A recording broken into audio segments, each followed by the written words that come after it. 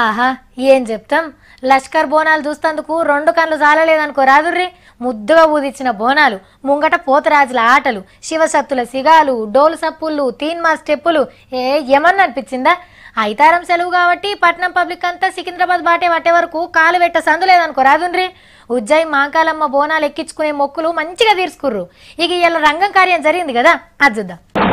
ఓం నమః శివాయ ఓం నమః శివాయ ఓం నమః శివాయ. పచ్చి కుండ మీద నిలబడి భవిష్యవాణి వినిపించింది అమ్మవారు. కాళ్ళు తప్పకుండా వర్షాలు కురుస్తాయి, పాడి పంటలు కూడా పండేలా చేసే భారన్నాం. సంతోషం తల్లి, ఈ తాపకు ఆనలు మంచిగానే పడతాయట. గొడ్డు గోద పిల్ల జల్లకు రక్షణ ఇచ్చుకుంటా దుష్టుల పని పడతా అని పలికింది. ఆయానికి పాటుపడే ఉజ్జయిని ఖాయం రాలేను, వాళ్ళు కూడా రాళ్ళు విసిరినా గాని తప్పనిసరిగా శిక్షిస్తా, నేను శిక్షిస్తా రక్షిస్తా. ఇక ఈ భక్తుడో ప్రశ్న అడిగితే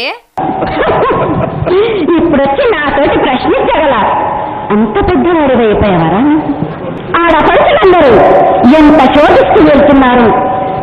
అరే బోనాలు ఎత్తుకొచ్చిన వాళ్ళను ఎక్కువసేపు లైన్లో నిలబెట్టే వరకు అమ్మవారికి కోపం వచ్చినట్టుంది. మళ్ళా తాపకు ఇట్లా జరగకుండా చూస్తారు తీ తల్లి. ఇక ఐతారం నాడు సీఎం సారు పట్టుబట్టలు పెడితే ఈ ఎంపీ కవితక్క బంగారం బోనం ఎత్తుకొచ్చింది సికింద్రాబాద్ మాంకాలమ్మకు. లక్షల మంది భక్తులు వచ్చి బోనాలు ఎక్కిచ్చిర్రు.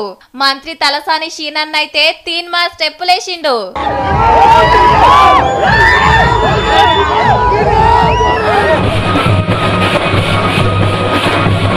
అంబారి మీద ఊరేగింపు, తొట్టెళ్ళు తీసుడు, పలారంబర్లు దిప్పుడు, ఆటలు పాటలు ఎక్కడిది మస్త్ అనిపించింది లష్కర్ బోనాల జాతర.